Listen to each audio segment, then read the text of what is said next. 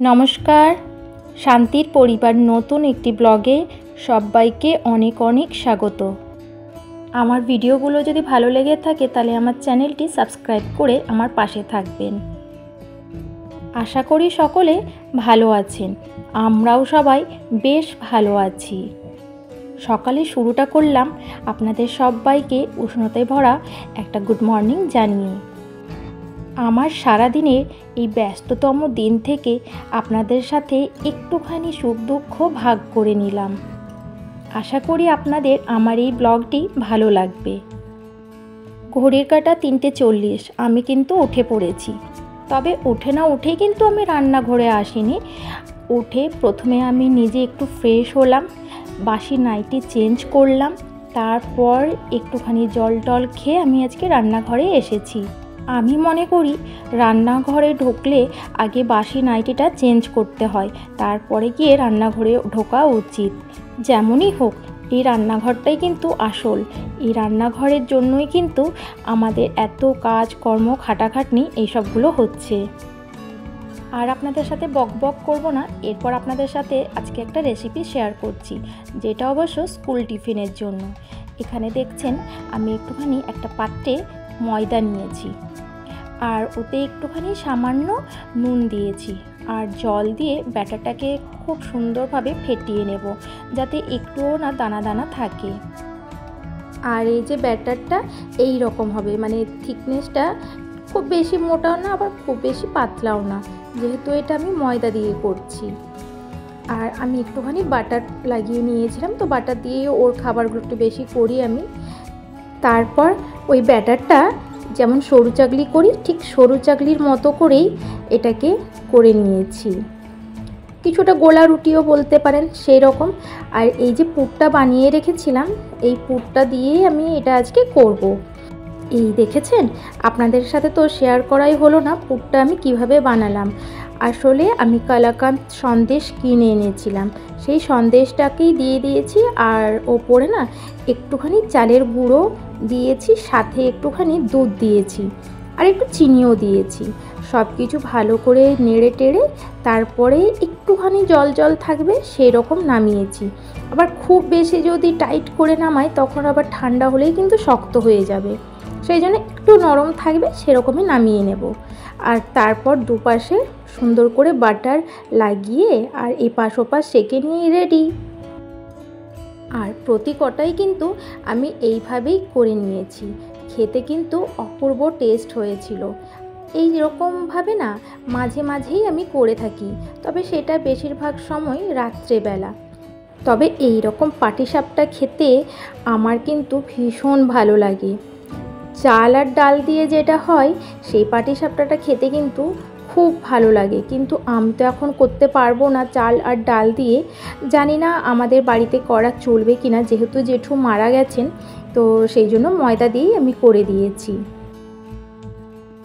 আর এইভাবেই কিন্তু প্রতি কটা আমি পাটিসাপটা করে নেব। খুব তাড়াতাড়ি হয়ে যায় জানেন তো। তবে আমার মেয়ে আবার খুব একটা মিষ্টি খেতে চায় না। ও এসে বলছিল যে মা তুমি এত বেশি মিষ্টি দিয়েছো, অথচ বিশ্বাস করুন আমি একদমই বেশি চিনি দিইনি। আমরাও খেয়েছিলাম, তবে একেবারেই মিষ্টি লাগছিল না, কিন্তু ওই না একটুখানি মিষ্টিটা কম খায়। তো ওকে বলেছি যে এরপর যখন করে দেব তখন কিন্তু আমি তোকে আলুর পুর দিয়ে কিংবা সবজি দিয়ে করে দেব, সেটাও কিন্তু খেতে ভীষণ ভালো লাগে। অনেক সময় বাঁধাকপির সবজি দিয়ে সেটা করলেও কিন্তু অনেক টেস্টি হয় খেতে।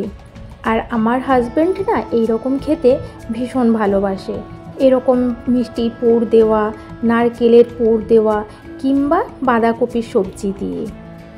তো যাই হোক, ওকে টিফিন বক্সে টিফিনটা ভরে দিয়েছি, আর সাথে একটু আপেল দিয়েছিলাম। আর এইদিকে এই দুটো আমার হাজব্যান্ডের জন্য রেখেছি, সাথে একটা কলা দেব, একটা আপেল দেব, আর কিছু খেজুর দেব। ওইগুলো খেয়ে বেরিয়ে যাবে রেশন দোকান। ওর পাপা যাওয়ার পর আমার বাদবাকি যা কাজ ছিল সব কিছু করে তারপর আমি এখন রান্না করতে এসেছি। রান্না মোটামুটি কমপ্লিট, শুধু এখন রাতের রান্নাটা করে রাখছি। আমাদের আবার দিনের বেলা যে রান্নাটা খাওয়া হয় সেটা রাত্রেবেলা কেউ খাবে না, অন্য কিছু করতেই হবে। তো সেই জন্য আজকে রাত্রে করেছিলাম ডিমের ঝোল। আর একদিকে রান্না বসিয়ে দিয়েই কিন্তু আমি এগুলো করছি। খেতে খুব ভালো লাগে মোচার তরকারি, কিন্তু বাছতে কাটতে এত কষ্ট, তখন মনে হবে যে থাক আর খাবো না। ওর পাপাও কিন্তু খেতে ভীষণ ভালোবাসে এইসব জিনিসগুলো, সেই জন্যই নিয়ে আসে। আর আমার ইচ্ছে ছিল একটু চিংড়ি মাছ দিয়ে করব, কিন্তু ওর পাপার রেশন দোকান থাকার জন্য না সকালবেলা বেরিয়ে যাচ্ছে, একদম রাত্রেবেলা আসছে, এই জন্য কিচ্ছু করার নেই, ওটা আমি এমনিই করেছিলাম। এই দেখুন, এই যে দুলালের তাল মিষ্টি, এটা নিয়ে এসেছি। এটাও এখন একটুখানি আমি গুঁড়ো করে রাখবো। আর এই একটা জিরের প্যাকেট, এইদিকে নিয়ে এসেছি একটা পানমৌরির প্যাকেট, এটা কিন্তু কাঁচা পানমৌরি। আর এই যে আমি সে মিছরি আর পানমৌরি করে গুঁড়ো করে রেখেছিলাম, আপনারা দেখেছিলেন আমার সেই ব্লগটিতে, এটা শেষ হয়ে গেছে, ঠিক আছে, আর একটুখানি আছে। এটা কিন্তু বেশ ভালোই কাজ করলো। আর আমি ভুলে যেতাম রাত্রেবেলা ভেজাতে, সেই হাত থেকেও রেহাই পেয়েছি। সকালবেলা হলে এটা জলের মধ্যে একটু গুলে ওদের বাবাকে আর মেয়েকে দিয়ে দিতাম, আর একটু আছে, তো সেই জন্য আমি এটা বানিয়ে নেব। আর এইবারে ঠিক করেছি ওই যে জিরে যেটা আছে সেটাও করব, তবে আলাদা করব। তবে এইবারে পানমৌরি জিরে কোনোটাই আর একসাথে মেশাবো না, এতে না সুবিধা হবে আরও বেশি। কারণ আমি যেদিন মনে করুন একটু জিরের সাথে ভিজিয়ে খাওয়াবো জলটা, সেই দিন হয়তো আমার পানমৌরিটার দরকার পড়বে না, সেদিন আলাদা হবে, সেই জন্য এটা আলাদা রাখবো, সব কিছু মোটামুটি আলাদা রাখবো। তো চলুন এগুলো সব আমি একটা একটা করে একটু গুঁড়ো করে নিই। এই যে আমি পানমৌরিটা না গুঁড়ো করে নিয়েছি, দেখুন কি সুন্দরভাবে গুঁড়ো হয়েছে, একদম পাউডার ফর্মে হয়ে গেছে। হ্যাঁ, একটু লিটল বিট মানে ওই একটুখানি বিড় করছে, কিন্তু একদম গুঁড়ো হয়ে গেছে, খুব সুন্দরভাবে হয়েছে গুঁড়োটা। তো যাই হোক, এটা আমি ওই যে দেখালাম আপনাদেরকে ওই প্যাকেটটা, ওটা সব প্যাকেটটাই দিয়ে দিয়েছি। এটাতে এখন রাখবো এই কন্টেনারের মধ্যে, যেটা ছোট আছে এর মধ্যে ধরেও যাবে। তবে এটা না একটুখানি গরম আছে, কারণ এতবার ধরে মেশিনটা চালিয়েছি, যার জন্য এটা একটুখানি গরম হয়ে গেছে। একটু ঠান্ডা হোক, ঠান্ডা হলে ওটা ভরে যাব। দেখুন আমার কিন্তু এটা ঠান্ডা হয়ে গেছে, আমি এটা এখন ভরে দেবো এর মধ্যে। এটা আপনারাও বাড়িতে করে দেখতে পারেন, খুব কিন্তু ভালো উপকার দেয়।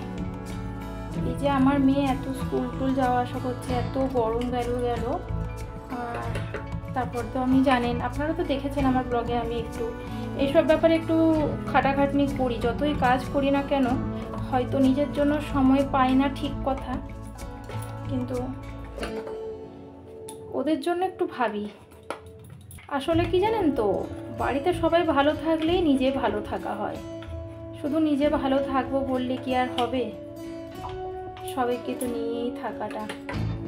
ওর পাপাও এগুলো আগে খেতে চাইতো না, এখন খায়। ভোরবেলা তুলে বলি এটা খেয়ে নাও, ওর পাপাকেও দিয়ে দিই খেয়ে নেয়, আর মেয়েকেও ঘুম থেকে তুলে দিয়ে দিই। এটা আমি রেখে দেব।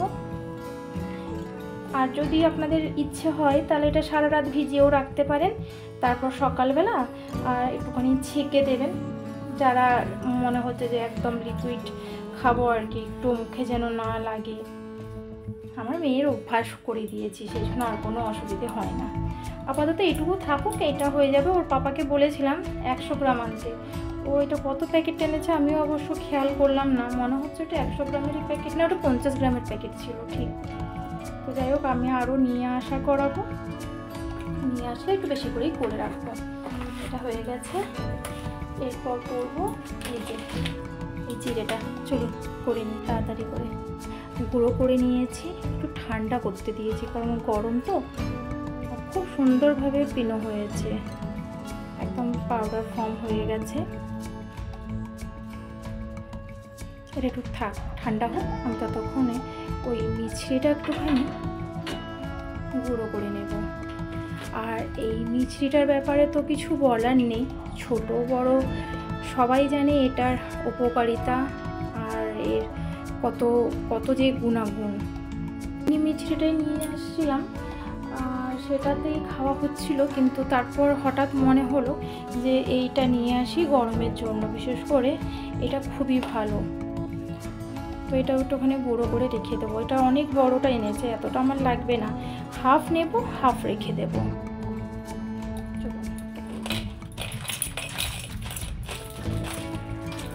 এটাও কিন্তু আলাদা করেই রাখবো, এটা করলেই যথেষ্ট।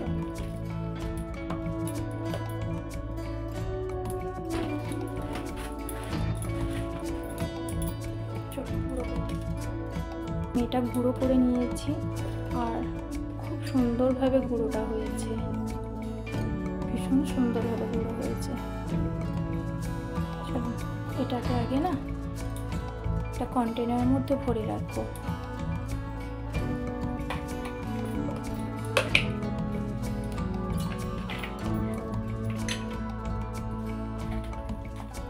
আমার মনে হয় যে ওই ডাক্তারকে সবসময় টাকা দেওয়ার থেকে বাড়িতে প্রাথমিক কিছু চিকিৎসা করাটা খুব বেটার। সারাক্ষণ ওই ওষুধ আর ওষুধ ভালো লাগে না, বাচ্চাকে খাওয়াতে একদমই তো ইচ্ছে করে না। আর এই গরমটার জন্য না অ্যাসিডিটিও হয়ে যাচ্ছে, এখন তো একটু জল খেলেও যেন মনে হচ্ছে অ্যাসিড হয়ে যাচ্ছে। আর আমার একটা এমন বাজে স্বভাব আছে, আমার মনে হয় যে আমার অ্যাসিড হয়েছে মানে ওরও বোধহয় হয়েছে। চলো এটা খুব সুন্দরভাবে আমি রেখে দিয়েছি, এটাকে এবার ঠিক করে দিই। আর ওইদিকে জিরে যেটা গুঁড়ো করে রেখেছি সেটাও ঢেলে নেব।